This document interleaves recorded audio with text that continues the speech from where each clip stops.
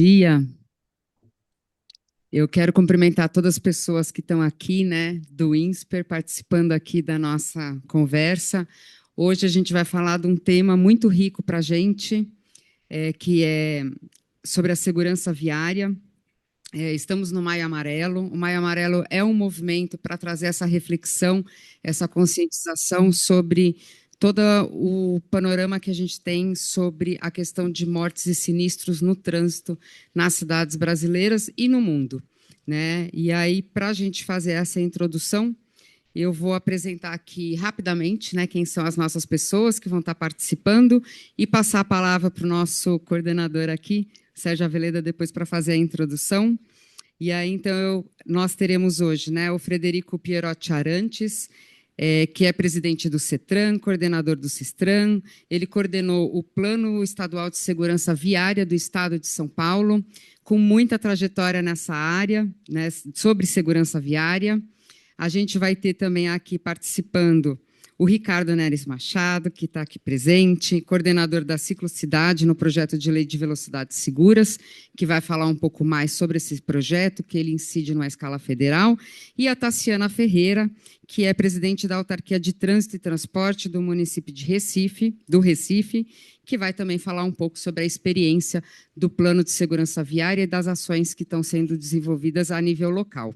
Então, Sérgio, quero te convidar para fazer essa abertura, essa contextualização inicial, e muito agradecida também a quem está participando aqui virtualmente conosco. Muito obrigado, Suzana, cumprimentar o Ricardo, o Frederico, a querida Tassiana, lá de Recife, que vem hoje participar do nosso Sexta da Mobilidade, em especial a cidade de Recife, que participa da nossa rede de cidades do Observatório Nacional de Mobilidade Sustentável. Cumprimentar a Suzana, agradecer, que levou à frente a organização desse evento, também a Márcia, que sempre põe esses eventos possíveis de serem realizados.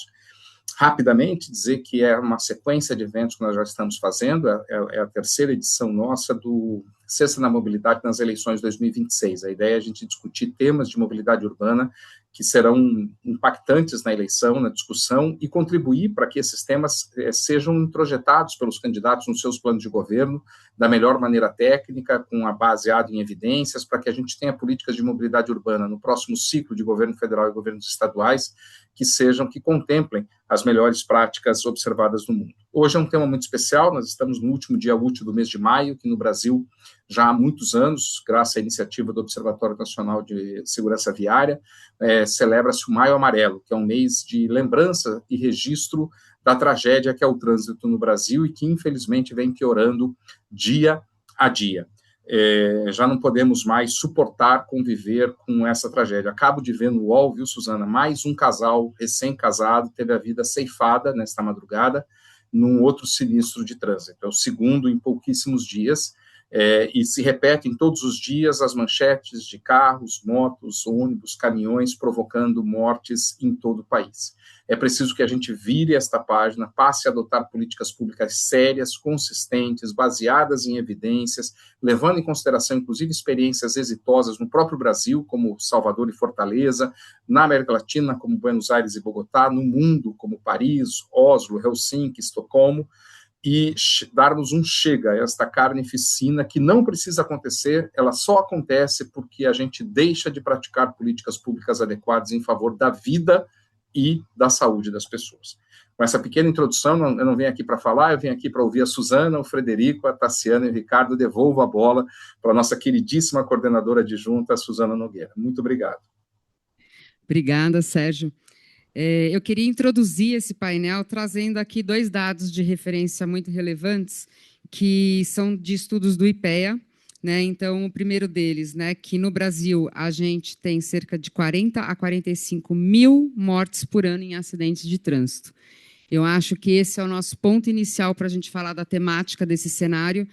E dentro do estudo do IPEA, a gente tem aqui uma estimativa de custo de 50 bilhões de reais por ano com essas perdas, né? E aí a gente está falando da questão financeira, mas a gente sabe o quanto isso impacta na vida das pessoas e o quanto a gente naturaliza essa temática, que ela deveria ser uma temática central de todas as cidades, né? Então, a gente acolheu aqui no INSPER essa semana um evento que foi um evento com participação de representantes de diversos países para tentar fortalecer a temática e também os investimentos quando a gente está falando sobre políticas. Então, o evento ele foi aqui coordenado pelo BID, o BID América, o BID com essa visão global, né? Aí também a gente teve a participação da FIA Foundation, a gente teve a participação coordenado também pelo Tecnológico de Monterrey,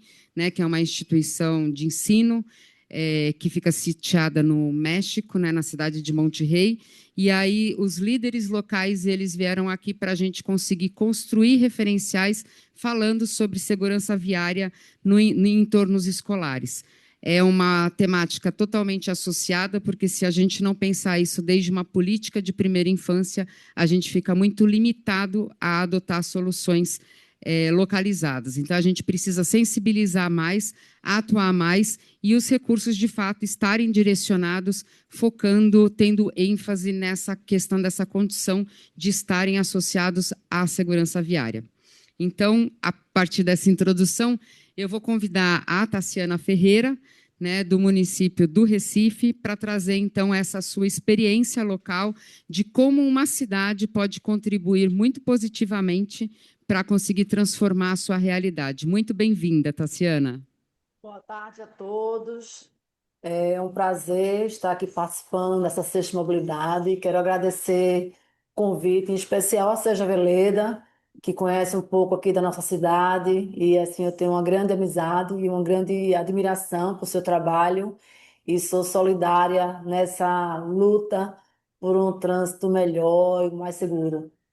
É, primeiro dizer que esse debate com o foco nas eleições de 2026 e trazer um pouco do papel do município para a gente é fundamental, porque apesar de ter a eleição ser para o âmbito nacional e estadual, o conjunto de municípios que fazem cada estado, eles precisam estar muito focados, direcionados para esse enfrentamento. Sobretudo porque as realidades são bem diferentes, né, entre regiões num país como o nosso. E hoje mesmo eu li uma reportagem que falava que Pernambuco foi um dos estados. A gente foi país, viu? Porque a gente tem mania de dizer que Pernambuco é meu país, Recife é meu mundo. Então é um pouco de nacionalismo que nós temos aqui, é bem característico do recifense. Bom, e aí Pernambuco, infelizmente, é um dos estados que se desponta com um crescimento em termos de mortes no trânsito.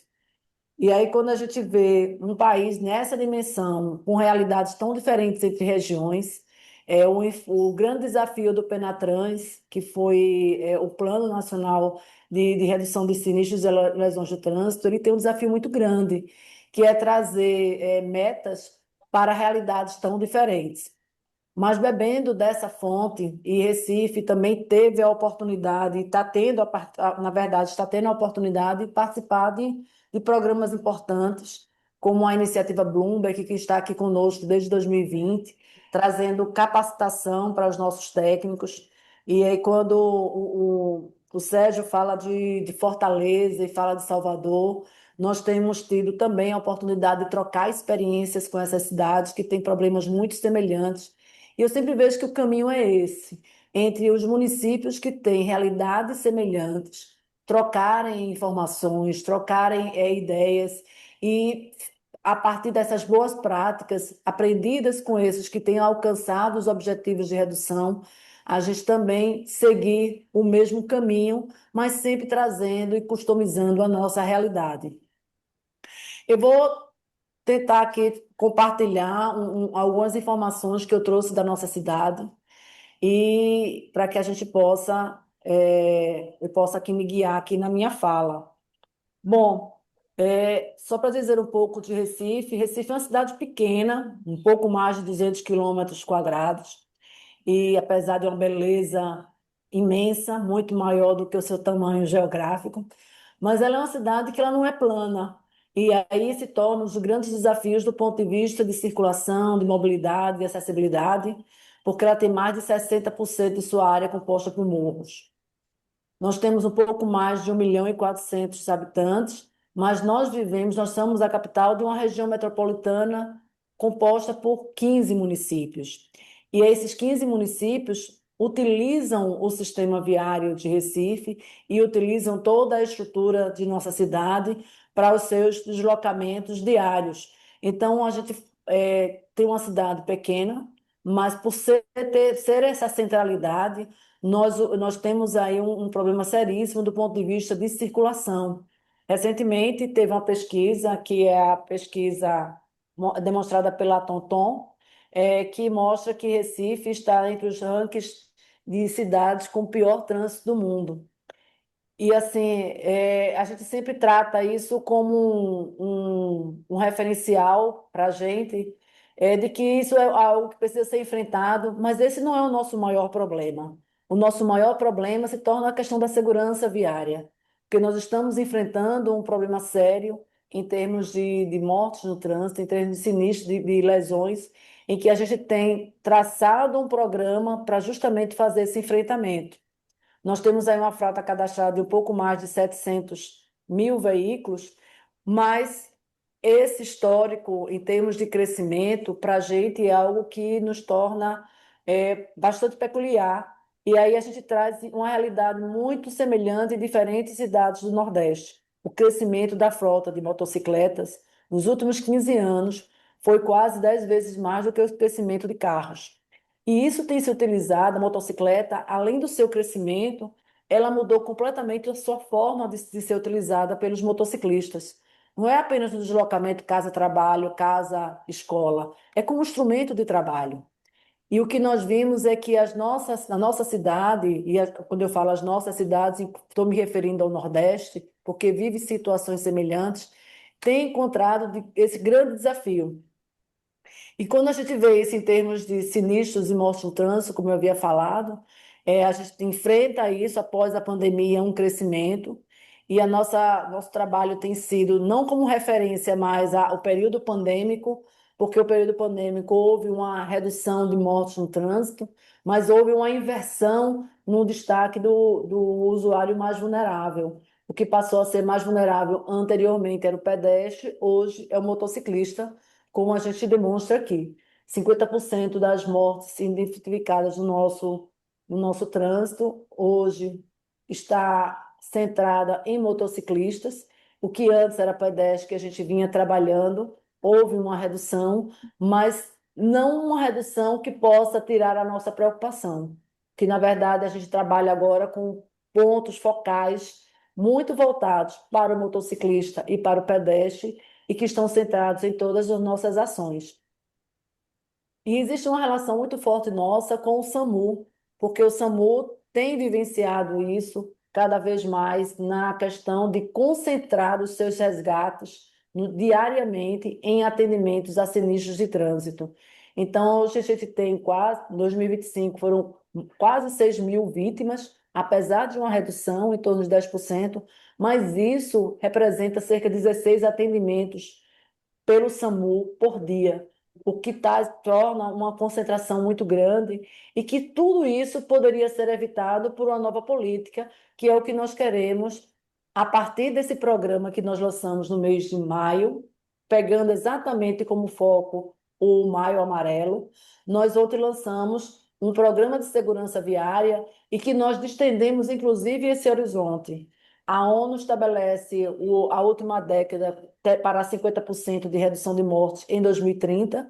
Nós sabemos esse grande enfrentamento que é e perseguimos isso, mas fizemos um programa com um horizonte dos próximos 10 anos, para que a gente possa, nesses próximos 10 anos, e que nós vemos trabalhando já nesse sentido, fazer uma mudança dessa abordagem, que é muito pautada na questão do sistema seguro, ou seja, sair da uma abordagem tradicional para uma abordagem do sistema seguro. E o nosso programa está pautado justamente nesses 4 pilares, com uma governança feita pelo nosso líder maior, que é o nosso prefeito, e o nosso secretário, e essa governança pautada sempre, não só apenas no plano de ação, que a gente vai estar construindo a cada ano, e por que a gente faz isso? Porque a gente tem se surpreendido com algumas mudanças em função das mudanças econômicas da cidade, das mudanças econômicas nas relações de trabalho, nas relações de escolas, e que isso tem se refletido na mobilidade da nossa cidade. Então, a partir desse programa, com essa abordagem segura, nós colocamos isso como centro de todas as nossas ações e todos os nossos pilares. E aí, esse programa, ele também parte do Penatrans, que é o que nós tentamos perseguir como um guia para que a gente possa fortalecer as nossas ações.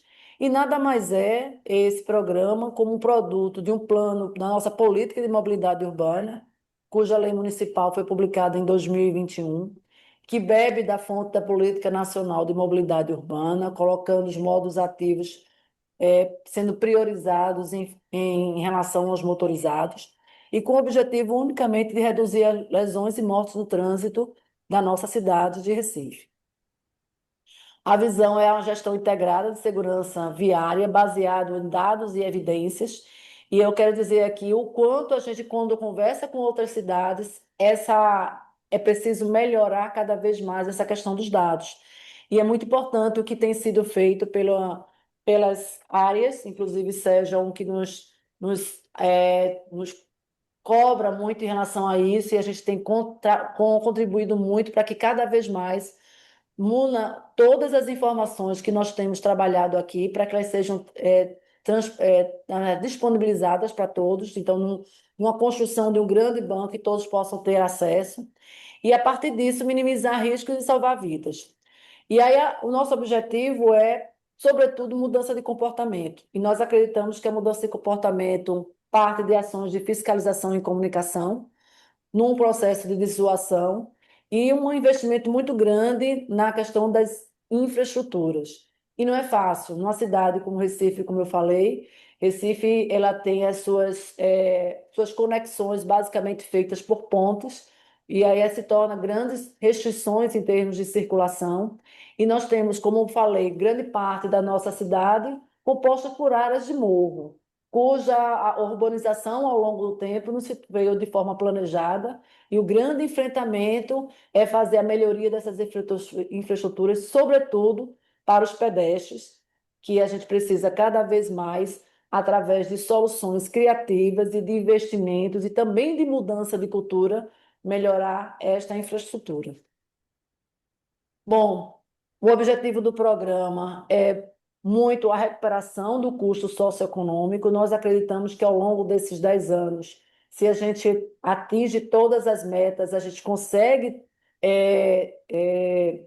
fazer essa economia, ou seja, fazer esse resgate desse investimento, e a gente precisa colocar esse número para sensibilizar os nossos políticos, porque a gente sempre vê que nas campanhas se trata muito a questão da educação, se trata muito a questão da segurança pública, se trata muito da questão de mobilidade, mas do ponto de vista dos engarrafamentos, mas da segurança pública, da segurança viária, não.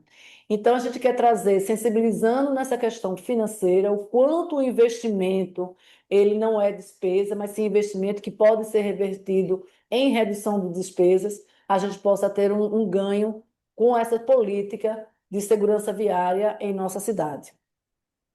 E assim, ao longo do período, a gente tem aí 530 vidas salvas, 22.500 feridos poupados. Essa é uma meta que a gente coloca, mas enquanto gestor, a gente deseja que sempre isso seja uma meta com uma visão zero, que é o que estabelece, ou seja, que a gente possa, cada vez mais, num processo de conscientização, poder mudar isso.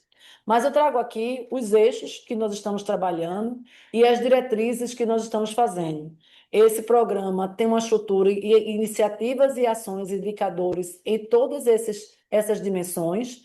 Na vigilância de dados, a gente pretende aprimorar cada vez mais a nossa coleta e análise. Nós temos já convênios com o SAMU, com a Secretaria de Defesa Social, para que a gente possa, de diferentes órgãos que fazem a coleta e tratam esse dado cada vez seja mais aperfeiçoado, para que a gente possa ter bases integradas. Nós já temos bases integradas com vítimas fatais, a partir do momento que nós criamos aqui um comitê municipal de prevenção de sinistros de trânsito, e que o objetivo desse comitê, que tem como fio condutor, ou seja, como líder, o secretário de saúde do município, é justamente tratando a questão dos dados e as causas desses sinistros de trânsito.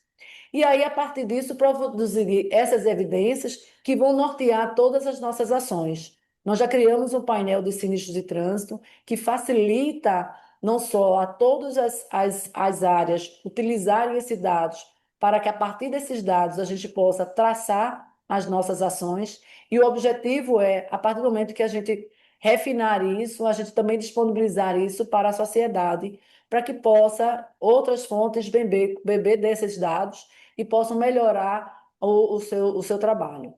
Da fiscalização, nós temos como iniciativas promover o comportamento seguro através de operações de fiscalização e também investimento em fiscalização eletrônica, porque nós acreditamos que esse é um dos principais eixos para a gente manter a dissuasão. A partir do momento que o cidadão sabe que pode ser fiscalizado, essa mudança de comportamento, ela se torna mais célere. Isso a gente consegue através da presença do agente de trânsito em campo, tratando e fazendo abordagens sistêmicas, mas tendo uma conscientização do seu papel enquanto agente de trânsito, para saber como abordar, inclusive, aquele condutor. E todo o investimento na parte de tecnologia. E a gente verifica que, através de dados, quando nós implantamos fiscalização eletrônica, há uma mudança de comportamento imediata e um maior respeito a esses equipamentos. Bom, a comunicação, a gente trabalha muito em termos de campanhas educativas, é um investimento alto e que a gente precisa cada vez mostrar que a importância desse investimento, enquanto se reflete em mudança de comportamento. Então, toda vez que a gente trabalha em campanhas de mídia, nós temos também um cuidado de fazer logo em seguida uma pesquisa para ver o quanto essa campanha atingiu a sua meta, o quanto as pessoas lembram daquela campanha, o que é a mensagem que ela deu, e a gente tem tido resultados bastante surpreendentes, sobretudo quando a gente começa a fazer as entrevistas com motociclistas para entender se eles conseguiram apreender aquela mensagem daquela campanha.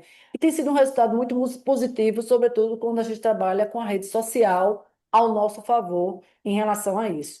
Fortalecer a questão desse tema de segurança viária na imprensa, para que os próprios jornalistas possam colocar essa pauta de forma bastante positiva, mas de forma positiva trazendo uma consciência coletiva da responsabilidade de todos em relação à segurança viária, e não apenas trazendo para o poder público essa responsabilidade. E as ações de educação para o trânsito, que fazem parte de um processo natural de todo órgão de trânsito, mas a gente traz essa questão da educação para o trânsito sempre com viés também com base nas evidências de dados.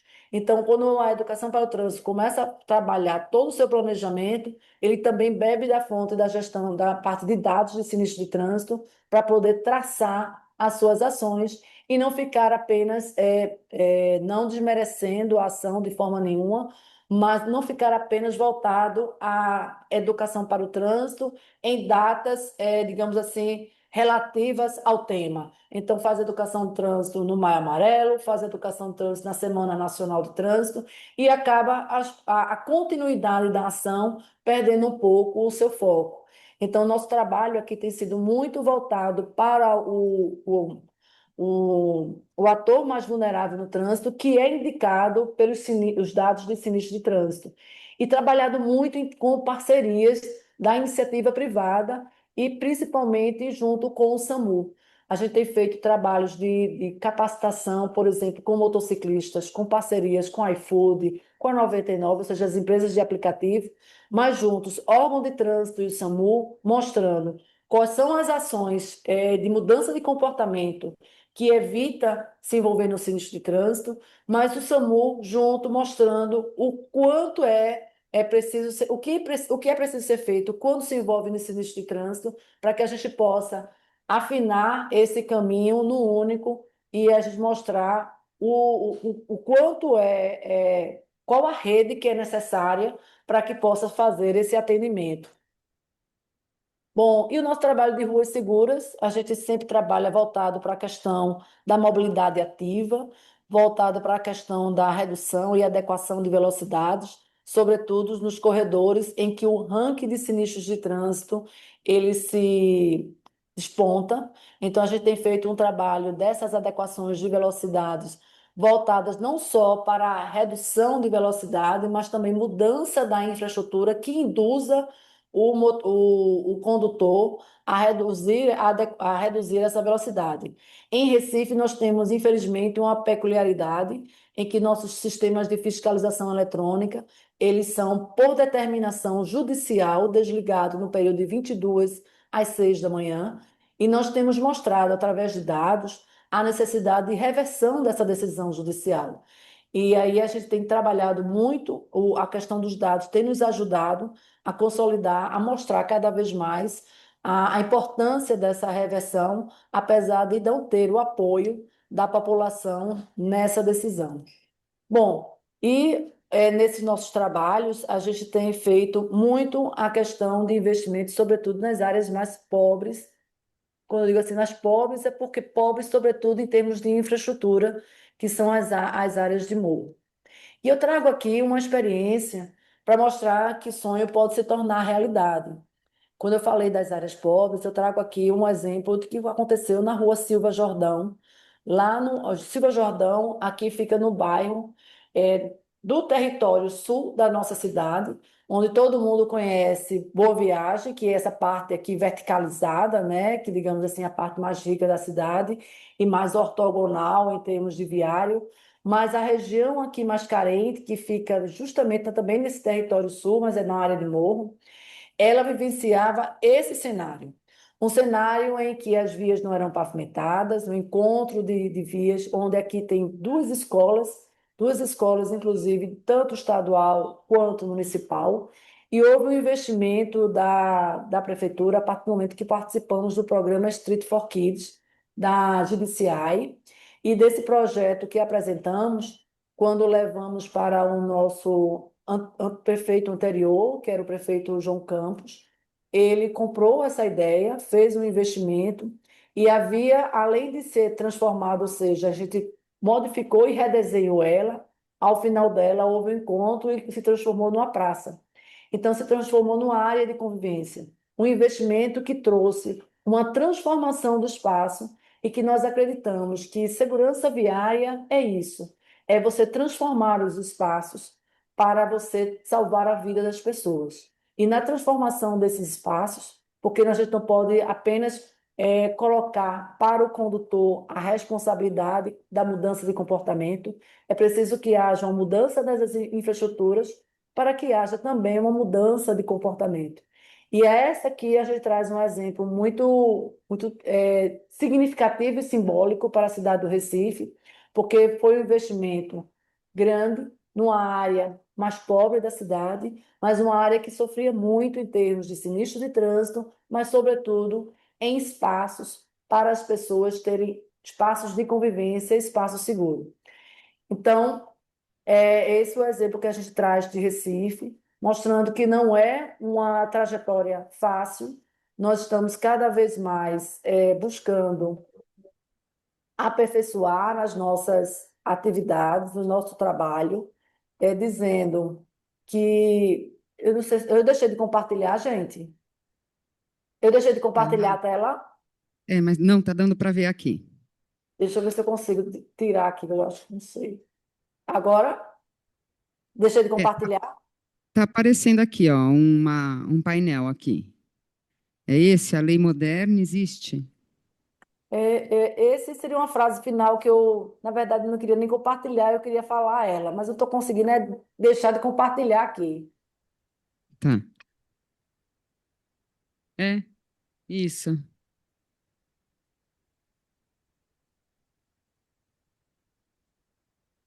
Você não está Bom, conseguindo tirar o compartilhamento? se você conseguir tirar para mim, não sei se você pode. Não.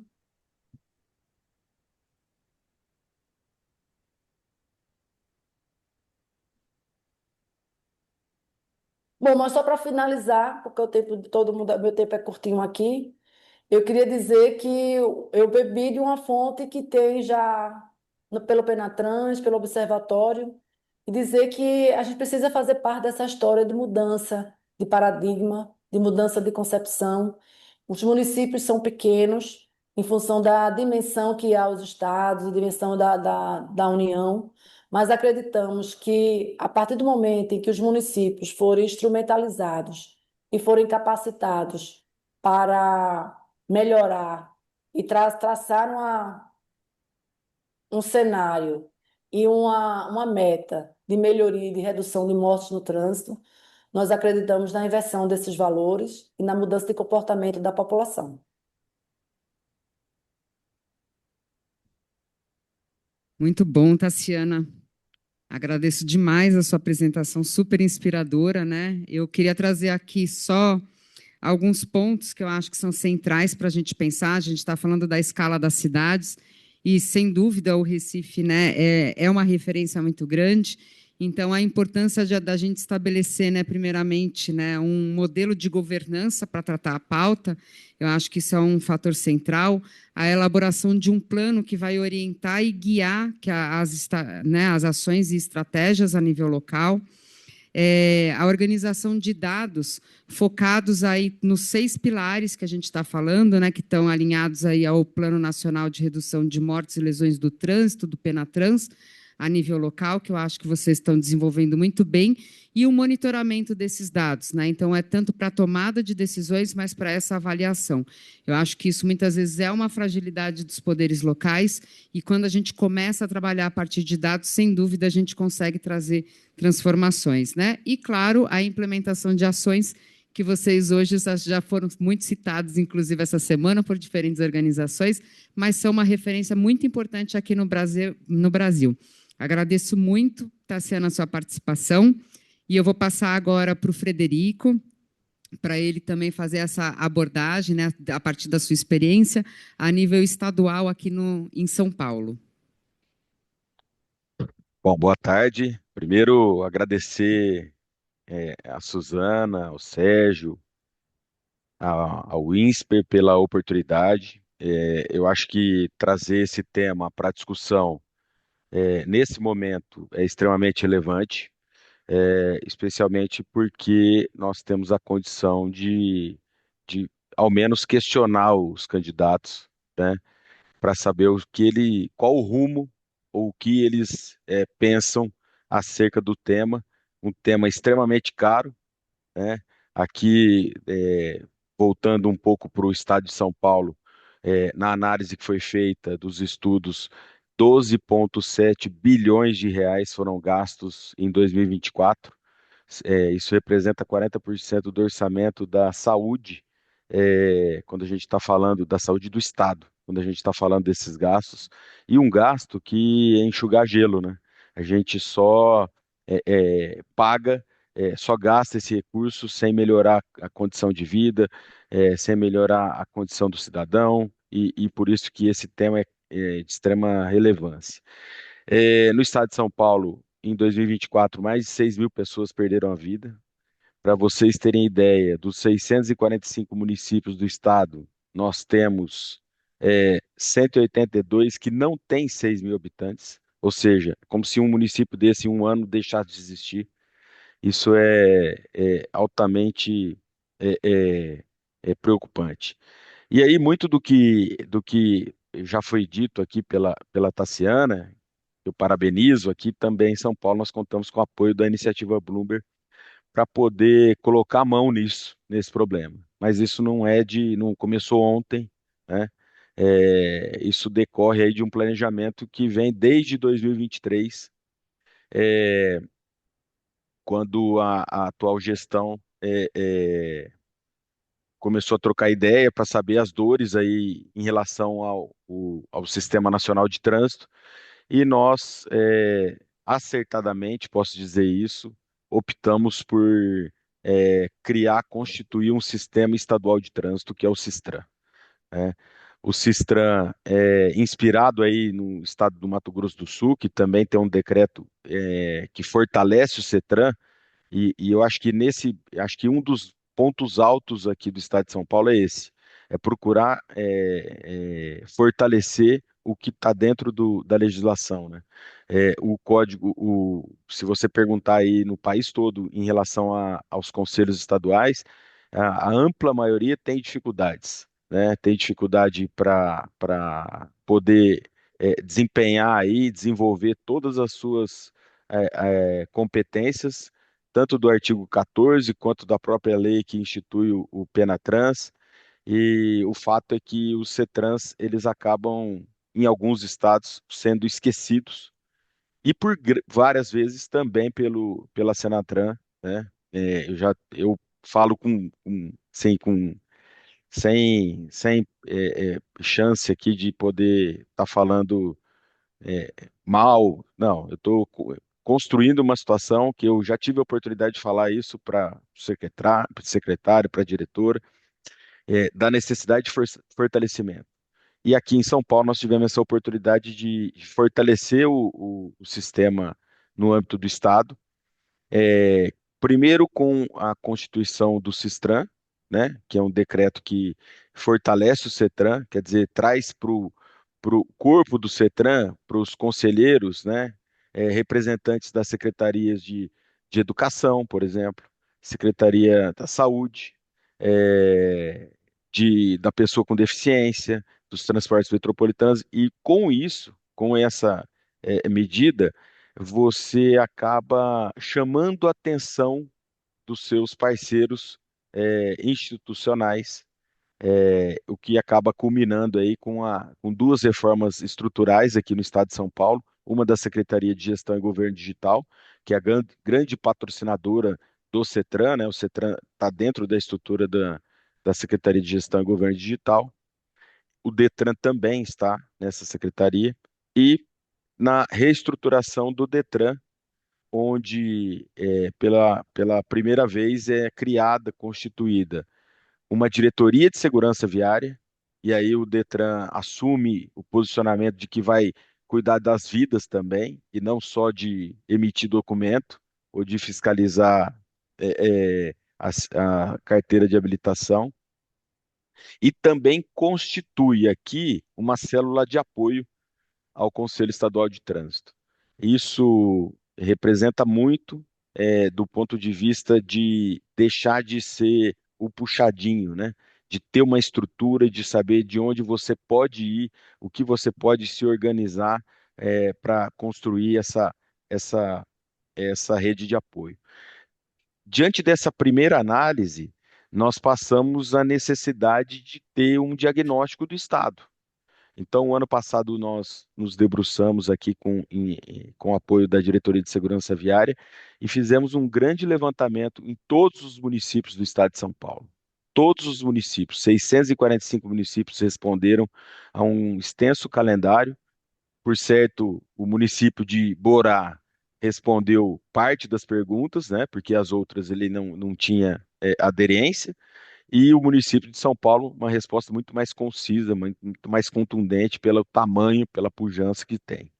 Mas o fato é que nós conseguimos um estudo de todo o estado para ter essa radiografia. E aí, a exemplo do que já foi dito pela Tassiana, da necessidade de se ter os dados, aqui em São Paulo nós temos o InfoSiga, que é um sistema que foi concebido ali no início do programa do Movimento Paulista de Segurança Viária, foi lá em 2015, 2016, e que, apesar de constituído o InfoSig, ele não foi instituído formalmente.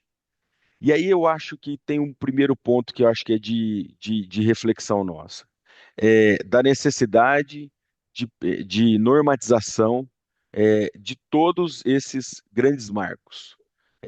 O próximo governador, o próximo prefeito, o próximo presidente, seja quem for do poder público, se tiver instituído por lei, ele vai ter que, para não cumprir, ele vai ter que explicar por que que ele não vai cumprir. E se tem um cronograma, ele vai ter que explicar por que ele vai ter que descumprir o cronograma. Então, acho que esse é o primeiro ponto, normatizar, instituir é, é, é, formalmente o plano.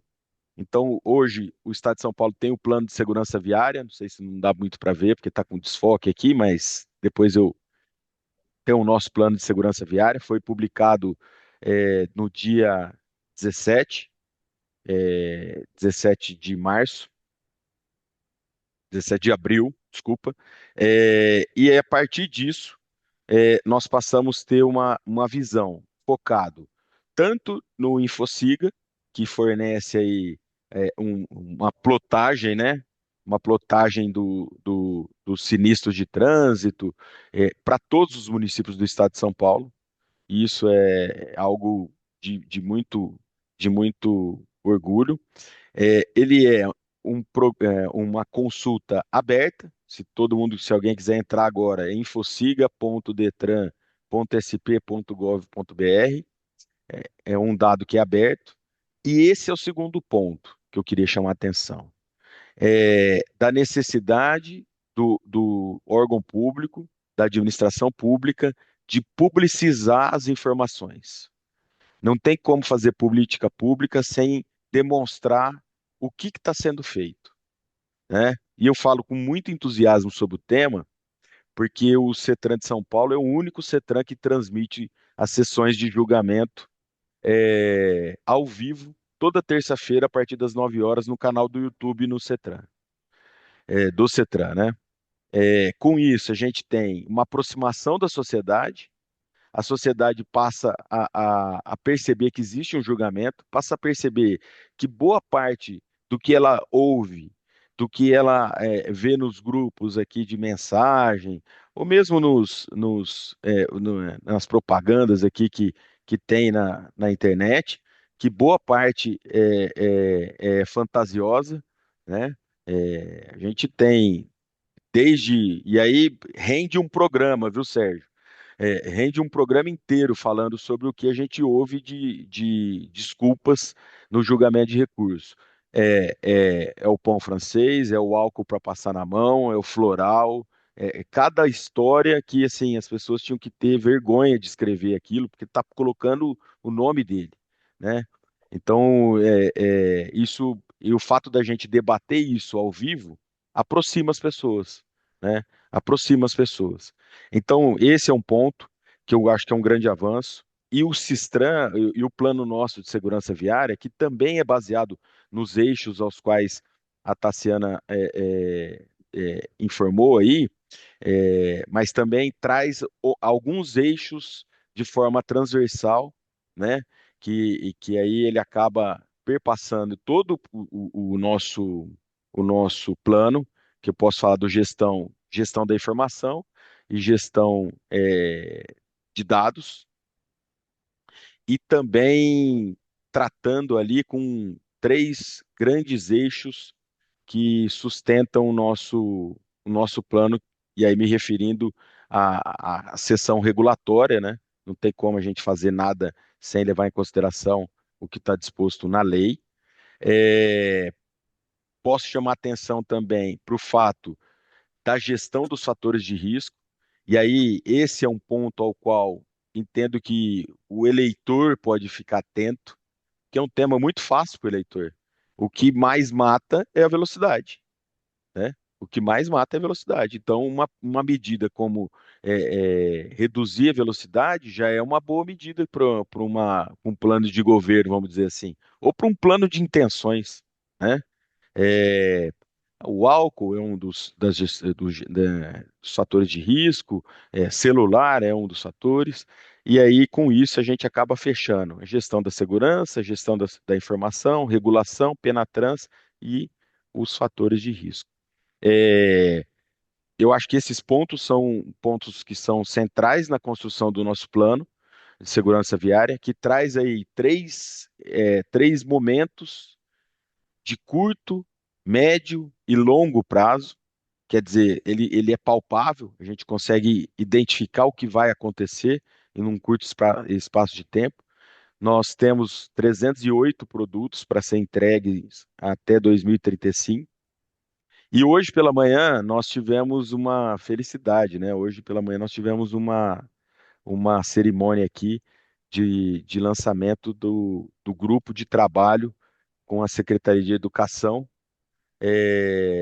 a Secretaria de Educação, a Undime, que é a União dos Municípios, o próprio Conselho de Educação, é aí onde estiveram presentes aqui a Fundação Mafre, a Unicef, o Observatório Nacional de Segurança Viária, DENIT, para trazer nesse grupo de trabalho a discussão para que a gente consiga alterar ali as bases curriculares para inserir de fato a educação de trânsito nas escolas.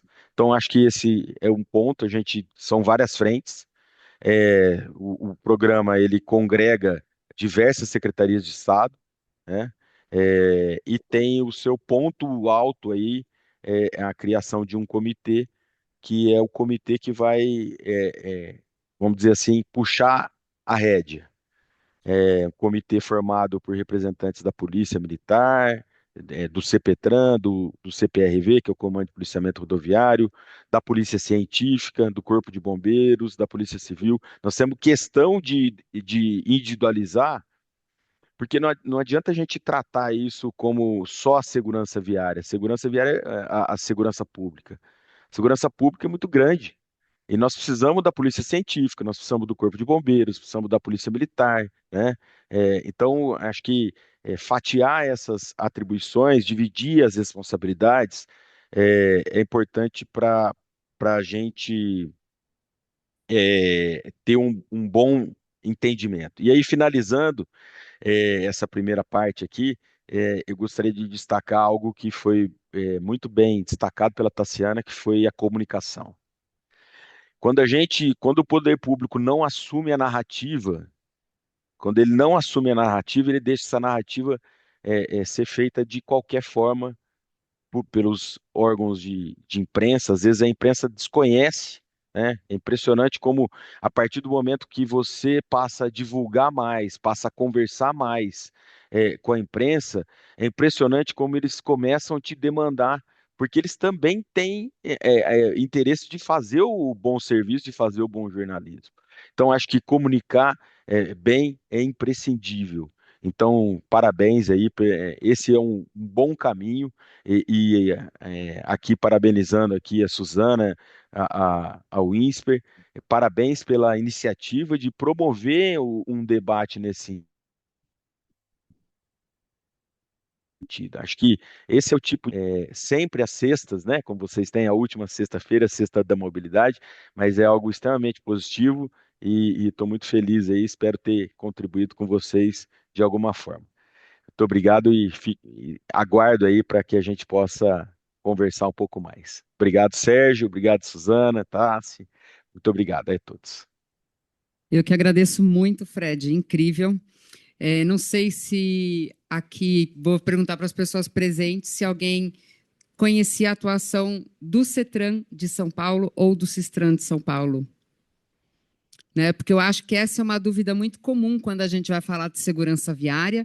A gente tem muito uma abordagem local, a gente tem uma expectativa federal e a gente acaba não conseguindo entender qual é a atuação do Estado, e eu acho que o Estado de São Paulo é uma referência muito importante nesse sentido, tanto pela atuação, né, que o Fred apresentou do CETRAN, o CETRAN estruturar o CISTRAN como uma estratégia de articulação, né? Então, mostra um modelo de governança aberto, amplo e participativo, em que ele dá aí uma ênfase para a questão da participação, e também essa atuação em conjunta com o DETRAN de São Paulo, que ele criou uma diretoria de segurança viária, e essa diretoria, eles não só conduziram a estratégia de estabelecer o Penatrans no Estado, mas também eles têm um grande sistema de análise de dados, eu acho que é uma plataforma que eu admiro muito.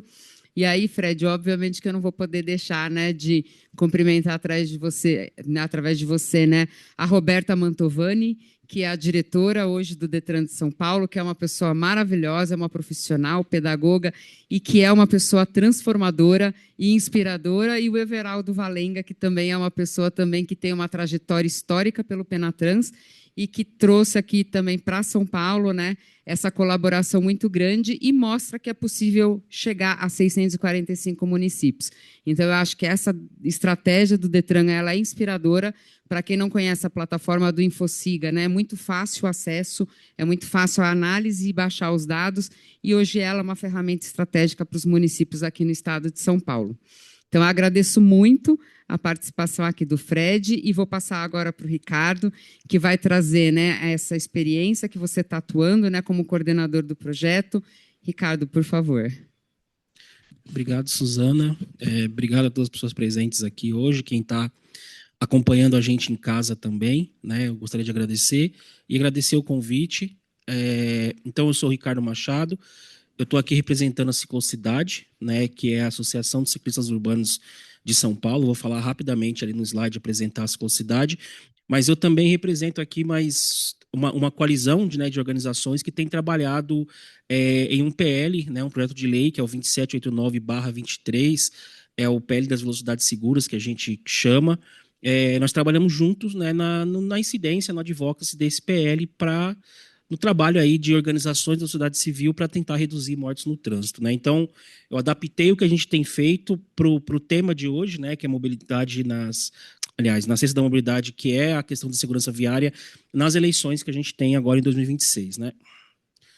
Então, rapidamente apresentando a Ciclocidade, ela é uma organização de produção de dados, de incidência política, de construção de políticas públicas, né? Então, o que a gente chama de incidência política baseada em evidências, né? Ela existe há 16 anos na cidade de São Paulo, nossa atuação ela é local, tá? E a gente trabalha com a formulação, monitoramento e qualificação de políticas públicas na mobilidade urbana, né? De forma geral, o nosso objetivo sempre principal é a mobilidade ativa, né? Então, ciclistas e também pedestres e outros modos, mas de maneira geral atuando também na política pública para a mobilidade urbana de forma geral, né? Então, a gente combina nessa atuação aí produção de dados, pesquisa, incidência política, participação institucional, segurança viária e mobilidade ativa e direito à cidade. Nós, ao longo da existência da Ciclocidade, né, a gente tem atuação também direta nas políticas estruturantes da cidade, então, desde o plano diretor, o Planmob, plano de segurança viária, o próprio plano de segurança viária de 2019, né, o plano cicloviário da cidade, a Agenda Municipal 2030, o Plan Clima, né, e a gente participou agora no ano passado aí da revisão do Plan Clima, incidido como organização da sociedade civil, né. Produzimos, inclusive, dados e entregamos estudos, né, que serviram de base, inclusive, para ser usado como política pública na cidade, né? A exemplo disso é o monitoramento de viagens de bicicleta que está acontecendo nesse momento. A gente fez uma grande contagem de ciclistas em 2023, porque a prefeitura ela tem uma meta, né, de aumentar o número de viagens de bicicleta, uma meta do Plan Clima, né, do plano climático da cidade, porque segundo a pesquisa OD do metrô, a gente tem menos de 1% das viagens na cidade sendo feito de bicicleta, mas a prefeitura não mede isso, né, anualmente, então como é que você vai atingir a meta se você não está acompanhando os resultados? Então a Ciclocidade fez uma grande contagem de ciclistas em 2023, essa contagem está acontecendo novamente agora para a gente ver o que avançou, o que mudou de 2023 para cá. A gente tem a auditoria cidadã, que é uma qualificação da malha cicloviária da cidade, e que no ano passado, inclusive, ela aconteceu pela Ciclocidade, né, em 2018, 2022, e depois ela foi implementada pelo gabinete da vereadora Renata Falzoni como uma política da cidade, né, foi feito a partir do gabinete, né, então contagem. E a gente tem produzido, dentro dessa incidência, né, do PL das velocidades seguras, a Ciclocidade entrou nessa coalizão, né, além da própria... A gente entrou como a organização que vai produzir estudos para sustentar os objetivos desse projeto de lei, né? No final, a gente tem um QR Code, acessar o site da Ciclocidade, os estudos estão todos disponíveis, são dados abertos, né? Acho que eu não vou focar muito em falar do próprio PL, mas vou deixar o site ao final da apresentação, né? Então, como é que a gente sai dessa atuação, né, na cidade de São Paulo e passa a fazer uma incidência federal, vamos chamar assim, né? Então, a gente entrou nesse debate da disputa, né, da segurança viária ou da disputa sobre a velocidade em São Paulo quando os limites de velocidade nas marginais Pinheiros e Tietê passou a ser uma agenda, né, dentro desse debate, e a cidade passou a atuar de forma mais estruturada na defesa de políticas de segurança viária, baseada em evidências e na promoção desse debate sobre velocidades seguras e preservação da vida, né? A gente se consolida nessa agenda, né, entre 2018 e 2019, com a construção do Plano de Segurança Viária, contribuindo diretamente, né, de forma institucional, né, nessa agenda de velocidades, apoiando de forma técnica e com incidência política, e fazendo também o debate público, né, baseado nos dados do DataSUS, né, que é vamos chamar que é um InfoSiga mais amplo aí, a nível nacional, né, sobre mortes e lesões no trânsito, e a gestão de velocidade passou a ser incorporada de forma mais estruturada às políticas públicas de mobilidade e segurança viária da cidade, né? E o que a gente entendeu lá em 2022, 2023, é que com essa experiência que a gente acumulou, né, nessa agenda de segurança viária, ela, como foi falado também aqui pelo Frederico já na apresentação anterior, tem um limite, né? As cidades, por exemplo, elas podem reduzir, as cidades que têm o seu trânsito municipalizado, elas podem reduzir as velocidades, né? Isso é permitido pelo Código de Trânsito, ela não pode aumentar, mas ela pode reduzir, só que ela acaba sendo uma política da gestão atual, né? Então, a gente, inclusive, né, isso já foi campanha de eleição, o aumento das velocidades, né? Quando a gente teve uma redução, a gente teve queda de mortes na cidade de São Paulo, e a próxima gestão vem e aumenta as velocidades, então entende que é uma incidência que ela tem fragilidades, tem lacunas, então a gente falou, a gente precisa mudar o Código de Trânsito brasileiro, precisa incidir nacionalmente para que isso venha de cima para baixo e todas as cidades passem a adaptar isso, né? Então, com isso nasce, né, o PL das Velocidades Seguras, que é uma construção coletiva de organizações da sociedade civil, de técnicos e técnicas, de especialistas, né, na atuação na área de mobilidade urbana. O texto do projeto de lei ele foi escrito pela sociedade civil, ele foi protocolado exatamente como ele foi escrito, né, lá em 2023. E ele tem basicamente dois objetivos muito diretos, tá?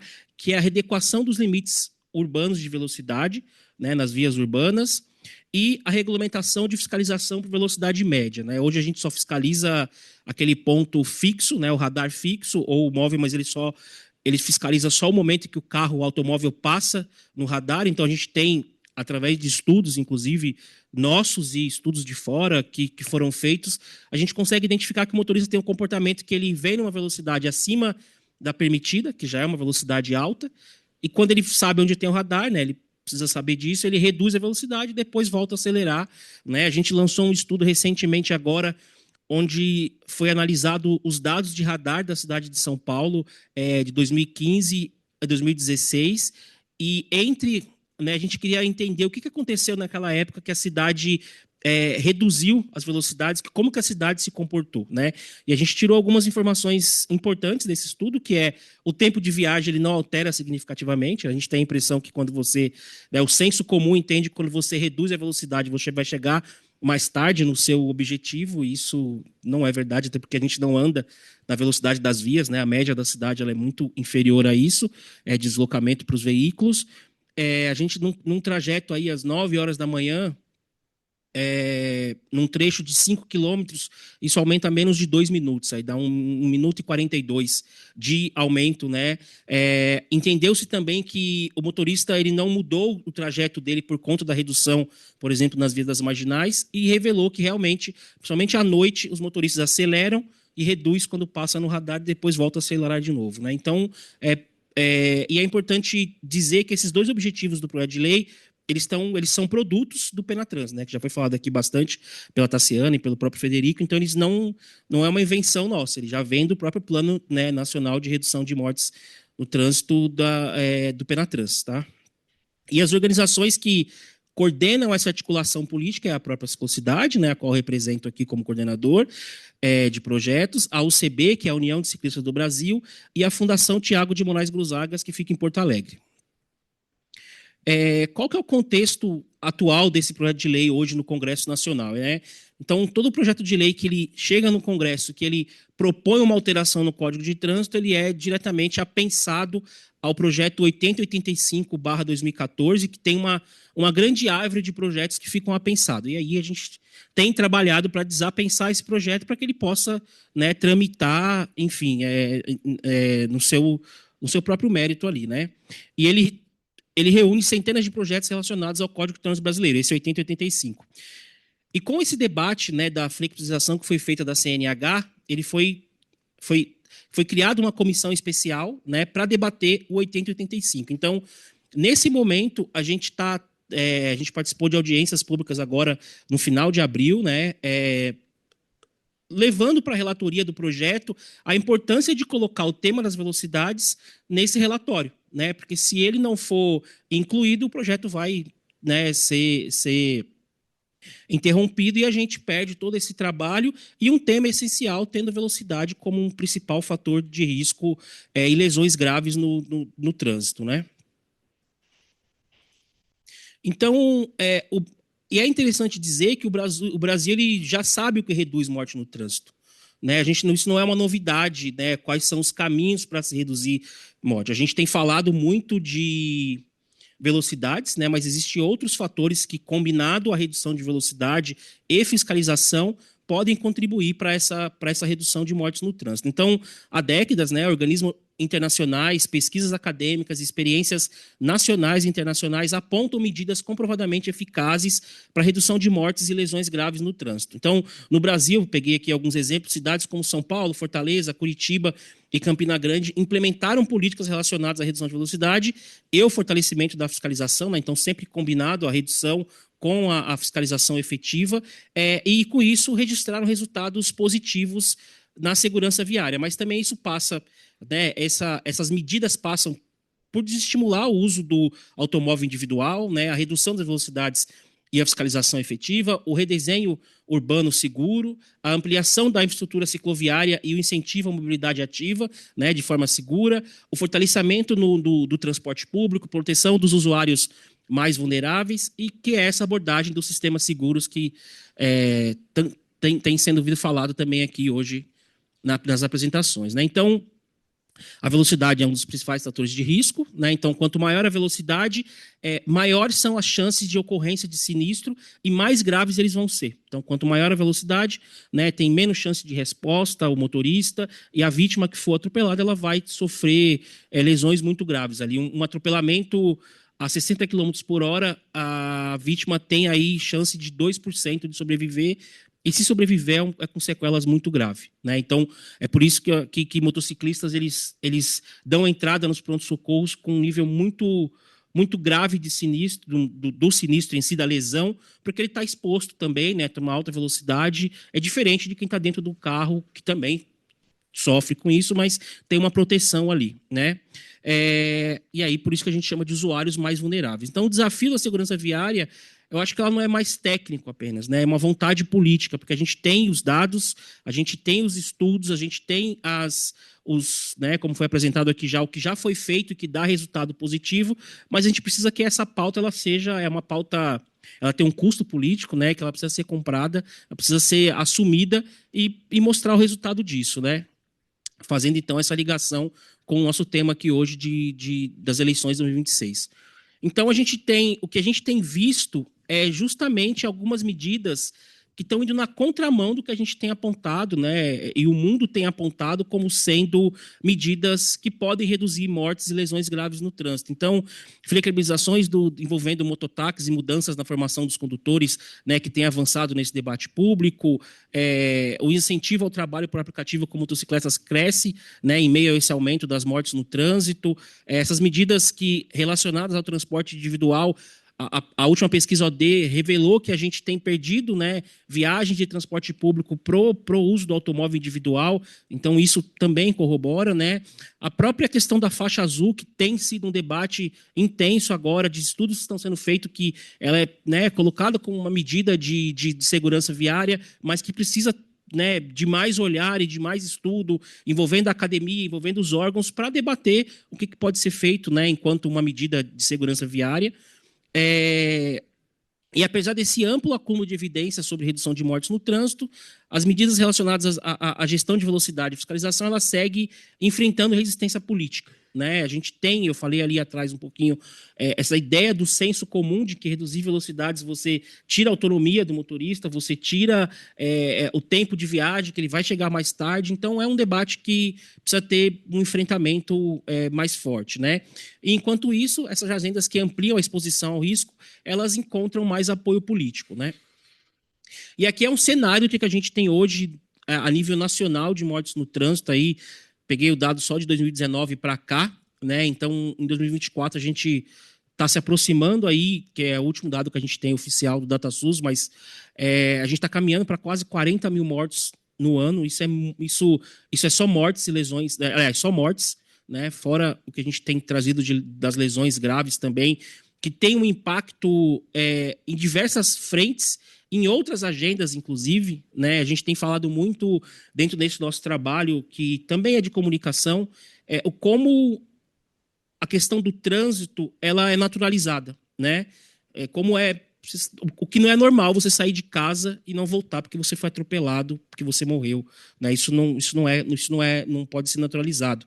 E ele, quando eu falo que ele passa por outras agendas, quando a gente tem a questão de tirar essas pessoas que estão morrendo, que tem uma faixa de idade ali de economicamente ativa, então elas estão fora também do mercado de trabalho, elas estão fora, né, dessa atuação.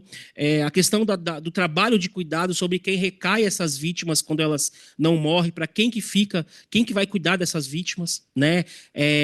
Que tem um dado, que é uma pesquisa, que, se eu não me engano, é do Instituto Polis, que de cada 3 famílias que têm vítimas, né, vinda do sinistro de trânsito, a cada 2 delas são as pessoas que vão cuidar, elas abandonam a sua função principal e são sempre mulheres, na sua maioria.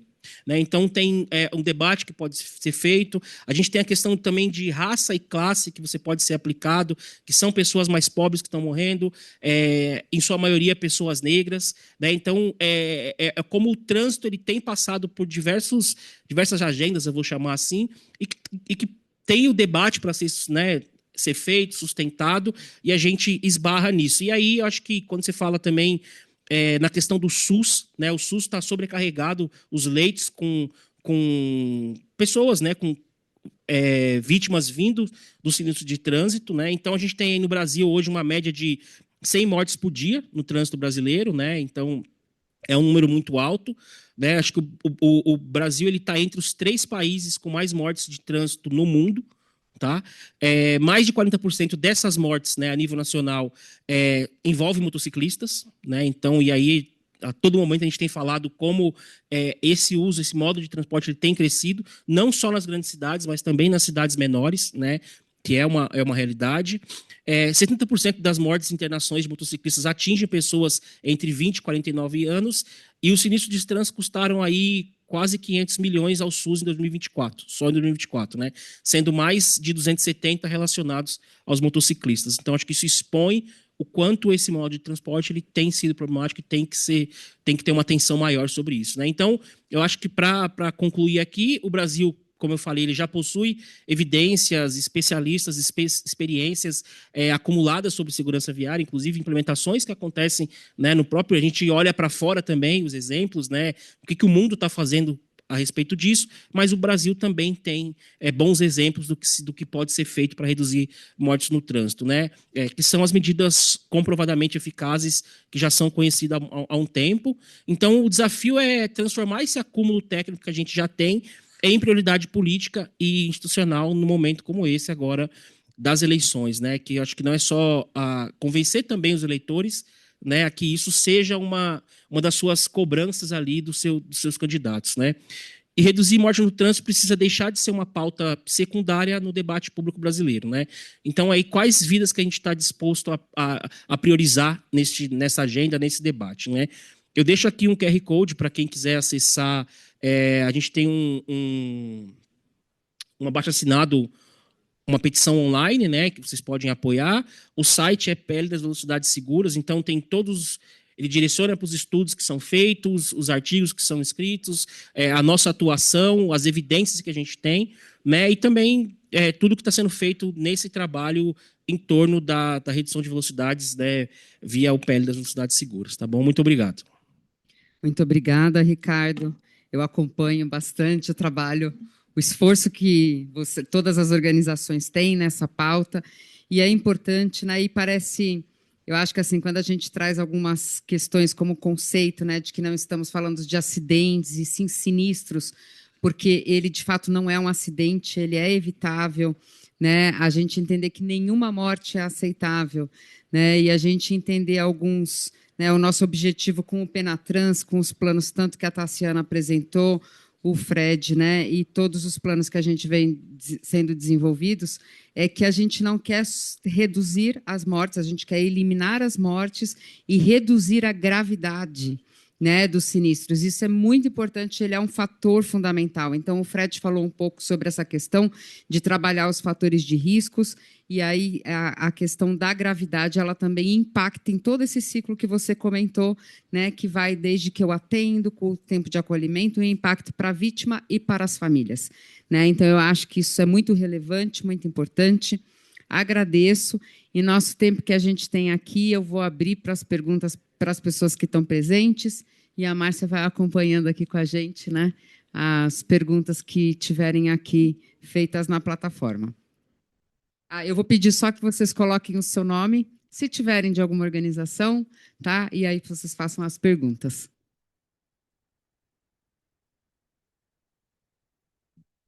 Eu queria falar primeiro que aprendi muito, foi muito interessante. O senhor Fred, eu fiquei muito impressionado com a sua palestra, me trouxe coisas que eu não imaginava, porque eu acho que um dos problemas que tem na questão da segurança viária é a relação perversa entre o Estado e o usuário. Quer dizer, o Estado acha que o usuário é um criminoso que tem que ser reprimido e o usuário acha que o Estado é um repressor que tem que ser enganado de alguma maneira, né? E basta ver para isso o número de artigos que tem no Código que punem pessoas que não têm nada a ver com segurança de trânsito. Você foi ao dentista, perdeu a hora, não trocou o cartão, perde pontos e vai ter que fazer o curso. Isso é um absurdo, tem vários itens. Essa história tinha que ser depurada. O que não mexe com segurança de trânsito não tem que contar ponto. É imediato, porque o cara que mata no trânsito, esse não vai fazer escolinha nem está reprimido, esse está à vontade. Você vai numa escolinha, na revisão lá do pessoal que tem que fazer escolinha para tirar a carta de novo, tem um monte de gente que não tem nada a ver com violência de trânsito, nem fez nada de muito errado.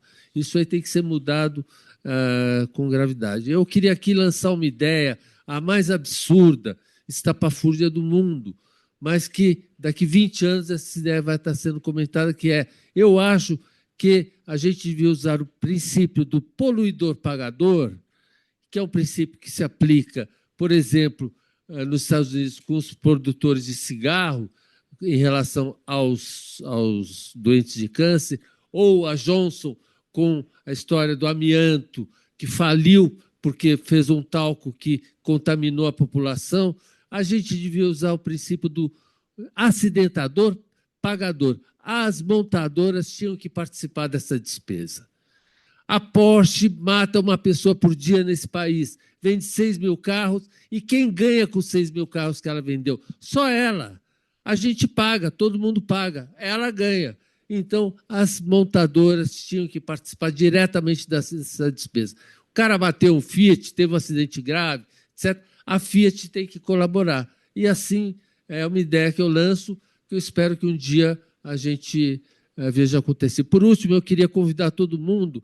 Eu fui convidado e recebido, e estou muito feliz com isso, pelo INSPER. Eu faço um festival de cinema chamado Mob Filme. O INSPER vai nos acolher, vai ser no último fim de semana de outubro, e estão todos convidados a participar. Muito obrigado.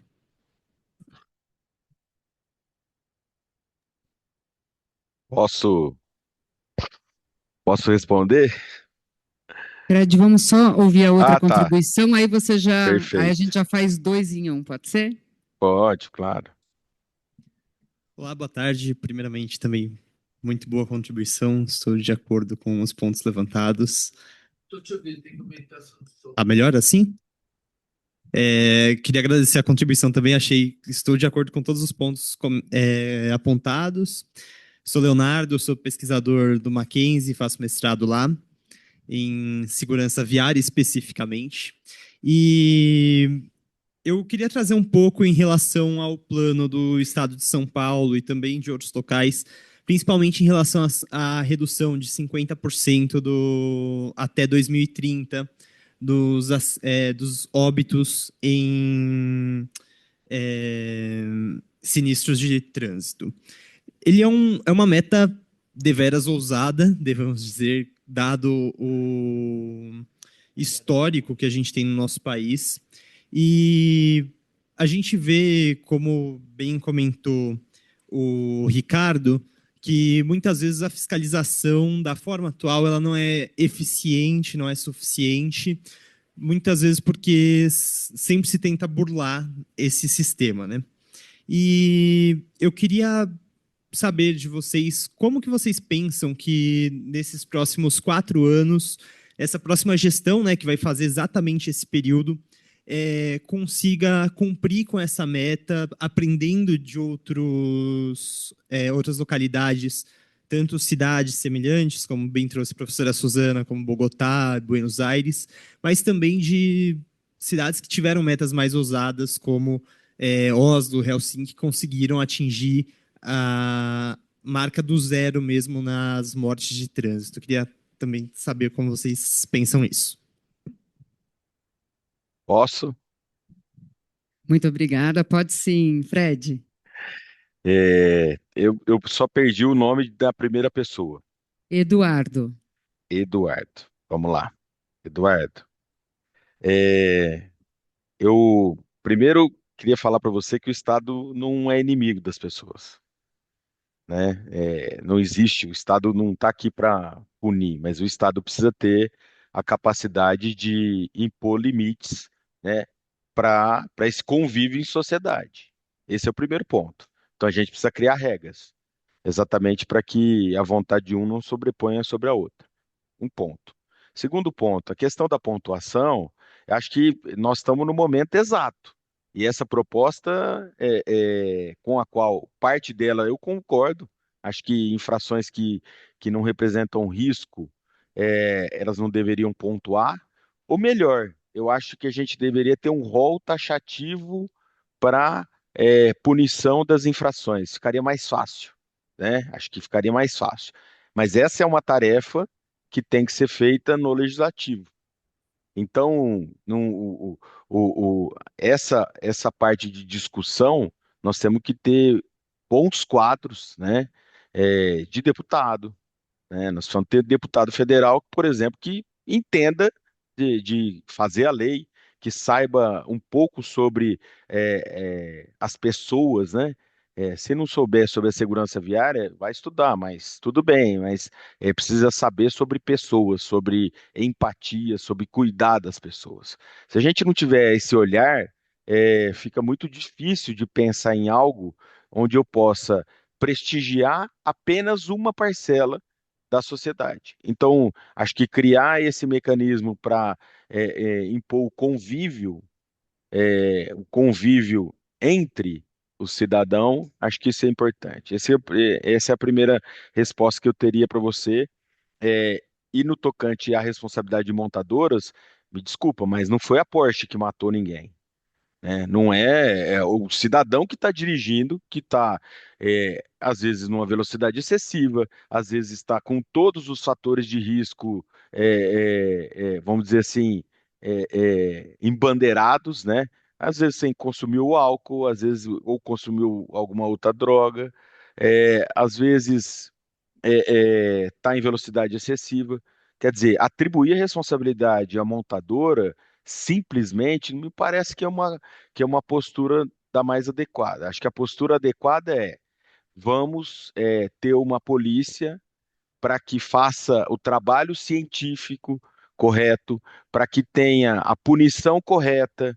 E aí eu posso enumerar um monte de problemas que a gente tem, porque falta regulamentação, e essa regulamentação ela é federal, ela não é estadual, né? Então, nós vamos assumir a postura de que os estados vão ter a competência para disciplinar o processo administrativo, porque hoje, até hoje, a gente depende de uma normativa do Conselho Nacional de Trânsito para tratar do processo concomitante, né, nos órgãos de trânsito dos municípios. Então, acho que a ideia é que a gente consiga construir, mas e talvez esse seja o motivo pelo qual a gente criou o Sistran, para dar amparo. A Tassiana é de um município, né? Mas é o município, mas imagina um município menorzinho lá no Pernambuco que não consegue, que não tem como ser ouvido. Nós passamos isso. Os municípios não conseguem chegar no órgão federal para tirar dúvida, para responder por que que o município, por exemplo, não consegue cumprir determinadas atribuições que estão dentro do código, que às vezes não tem nem a ferramenta pronta pelo CONTRAN, não está disponível. Mas o Ministério Público às vezes está questionando o prefeito, o diretor de trânsito de uma cidadezinha pequena. A Tassiana está balançando a cabeça, eu tenho certeza que ela deve ter um monte de exemplo de ofício que ela deve receber, né? E o Sérgio, que já foi da CT, né? Já foi secretário, inclusive, sabe disso, que tem questionamentos que são feitos porque tem uma disposição legal e a gente não consegue responder porque simplesmente está escrito que o CONTRAN vai disciplinar e ele não disciplinou. E quando você dá essa resposta, às vezes, para o Ministério Público, ele não fica satisfeito, né? Acho que essa é a primeira parte que o Eduardo questionou. O Leonardo pergunta da meta, é uma meta ousada, concordo que é uma meta ousada, mas é uma meta que foi imposta pela Resolução 74/299 da ONU, que é a renovação do Pacto Global, né, de 2001 a 2011 a 2020, agora 2021 a 2030, né? O Brasil é signatário, então não adianta a gente escolher que parte que nós queremos cumprir.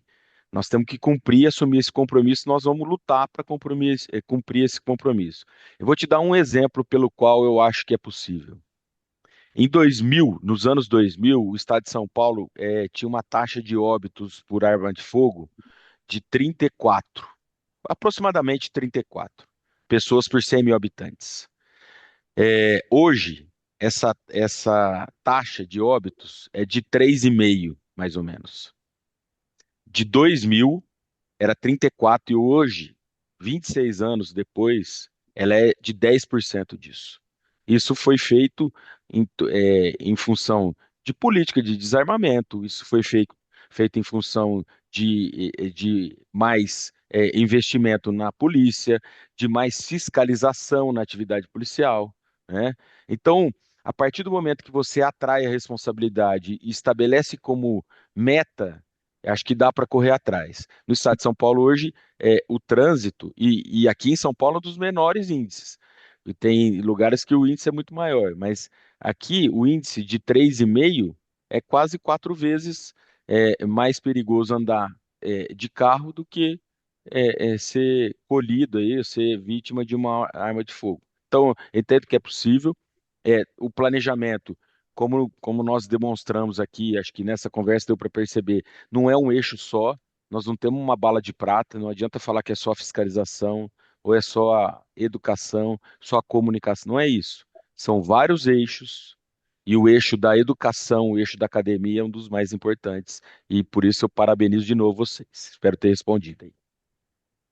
Obrigada, Posso fazer Fred. só um complemento? Pode. Sim. Não, é isso que o Frederico falou, eu ia complementar só a parte né, ele trouxe a taxa da segurança pública e a gente está falando de segurança viária, e aí saiu um dado também que é do IPEA, né, que em 14 estados brasileiros a arma de fogo mata muito mais que o trânsito, assim. E a gente tem medo, né, de quando sai na rua do assalto, de que isso pode ocorrer e a gente naturalizar, se sair para caminhar e não voltar mais porque simplesmente foi atropelado porque alguém resolveu acelerar ou não cumprir ali né, ou não tinha medidas de proteção, né? Então, só complementando essa fala aí. Perfeito, Ricardo. É isso, Leonardo. A gente normalizou a questão do sinistro. E isso não Tá. pode acontecer.